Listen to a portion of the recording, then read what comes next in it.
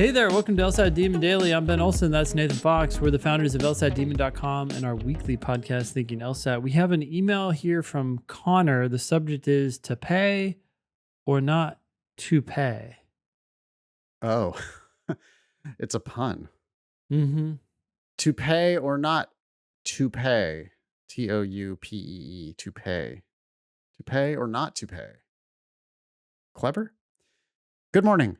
I love the don't pay for law school mantra. Focusing on scholarships and the total cost of law school has helped me frame my decision making regarding applications. I understand applying early decision is a bad idea for most people on their applications because of its effect on potential scholarships. Do you think this is still applicable for people with access to the GI Bill, which gives full tuition plus a couple $1,000s a month of living expenses? For context, I'm considering applying early decision to a couple reach schools where I'd be able to leverage the GI Bill. Thank you for your time, Connor. Wait, how does that work when you apply to more than one school early decision? Yeah, it I don't think you probably should apply binding early decision to two schools. I mean, if you're applying Yeah. binding, you're telling them, yes, I will go to your school if I'm admitted. And if you make that same promise to two different schools, then you're like making a promise that you know you're going to have to break.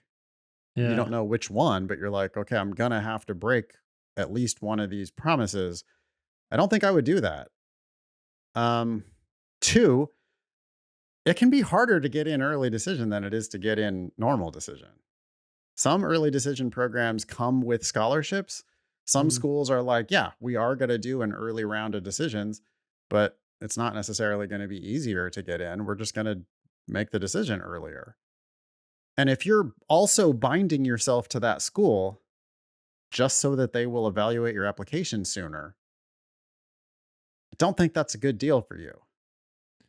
Yeah, I understand that you're getting things paid for with the GI Bill, but there's more to school than just can I go for free?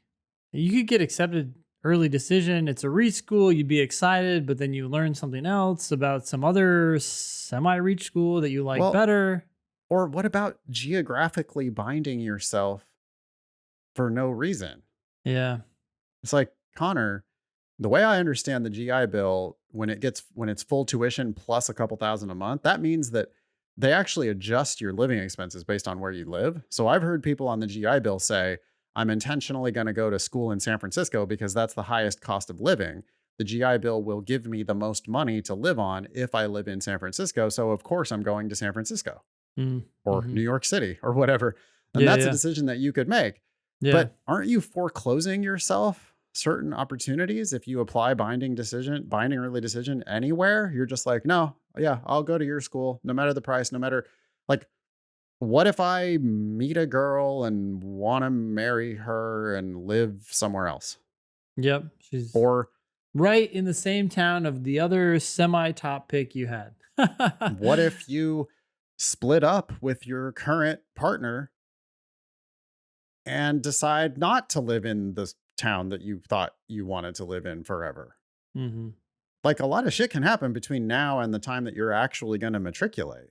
If you're Yeah. applying this cycle, the earliest you're going to start school is next September. In a year, man, a lot of stuff can happen. Like, the time goes by fast, but a lot of stuff can happen.